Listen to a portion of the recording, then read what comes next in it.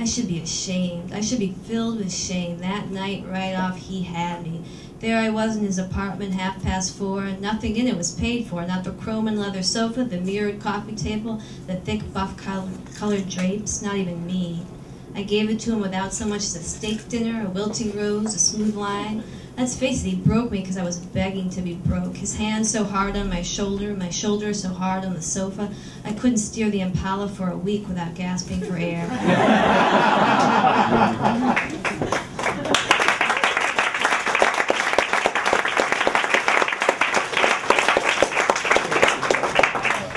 So now for a different interlude.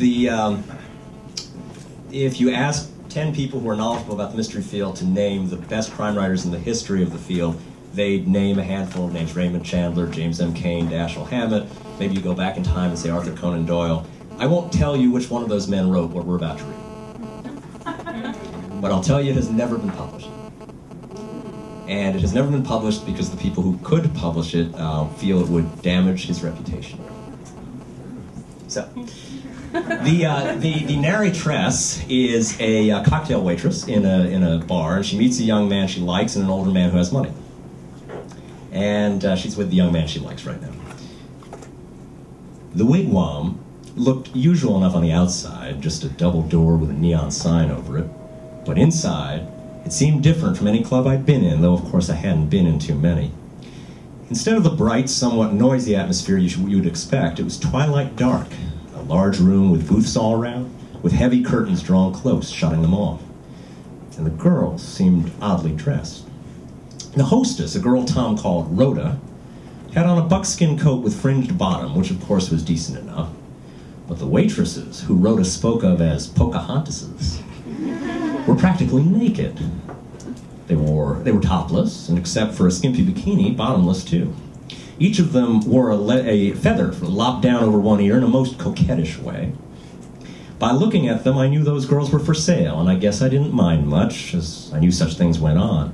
And yet I began to feel nervous and sick at the stomach somehow.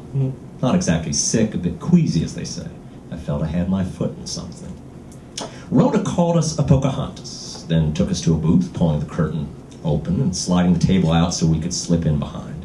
But the table didn't have seats on three sides, as booth tables normally have, just one seat on the far side, and a very long seat at that. It must have been 6 feet long, with an upholstered pad on it, and a pillow at one end. I slipped in, and Rhoda said, "I'll have Amy serve you in just a minute."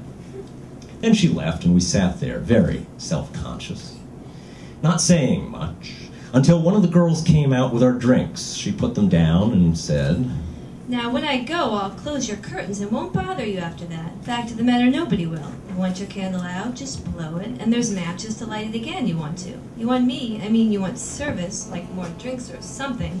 There's your light, that button there." She showed us a fixture on the table beside the candle.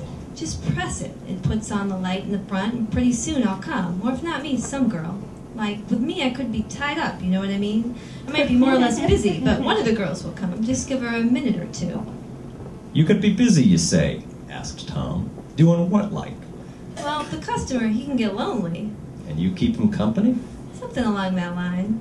I didn't much care for her and couldn't resist the temptation to ask her, "Still wearing that bikini, or do you take it off?" "It all depends. Like, for a guy with a girlfriend that don't put out and he wants some help with me, I take it off. It unhooks easy as pie, see?"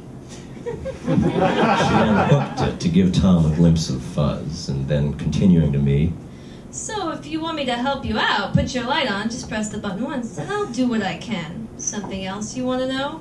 "No, beat it." That was Tom, and she said, "On my way," and went. "Well," I said, that was making it plain. "Drumming up trade, I'd say. Though I have to admit, she's pretty." I didn't notice.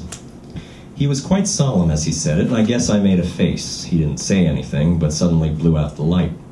Pretty soon, in the half-dark, he said, "Well, where were we?" "I wouldn't know," I said. "Were we anywhere?" "Yeah, we were somewhere, and we're beginning right where we left off." And with that, first putting his arm around me, he jammed his hand right where he put it that night, and I locked my legs in exactly the self-same way. But he kept jamming his hand higher, up, up, until it was inside my shorts, and then working its way across. And then, almost before I knew it, it was in a woman's most intimate spot, and I was turning to water. Instead of clamping tight to resist, I was quite limp, and I have to admit, enchanted his hand was there. Then he suddenly took it away and began unbuttoning my pants at the placket on one side, and I was wriggling to help, to shuffle them off. He worked on my shirt next. Then he was pushing me back on the pillow and climbing on top. Then at last, I thought of Mr. White and the plans I had for him, and how it could all go in the soup if I let this thing happen with Tom. I got my hands clear, pushed him up and away. He fought me, and I fought him to mean it, and at last bit him on the cheek. He began to growl ugly curses at me, and I pushed him some more till at last I could sit up. My pushing reached the table, and suddenly it toppled over into the curtain. I jumped up, banged him on the face, got clear, slipped around, and scooted stark naked through the nightclub, out the door, and over the lot to my car. Then I remembered my bag. Then I found it under my arm. I don't know how it got there. I don't remember grabbing it. Then into my car, snapping the safety catch down and winding the window up. In the bag I found my car key, but by that time Tom was there, banging on the window, grunting, "God damn it, open that door!" I didn't open. I turned the key, stepped on the pedal, and when the motor spoke, went into gear and backed. But to get off the lot, I had to turn and go forward. He raced to block me off, standing in front of the car and holding his hands up like some kind of traffic cop. I ran straight at him, so he jumped on the bumper and sprawled on the hood, and I kept right on. Then I suddenly stopped, so he toppled off. I kept right on then, going straight home, still without a stitch on.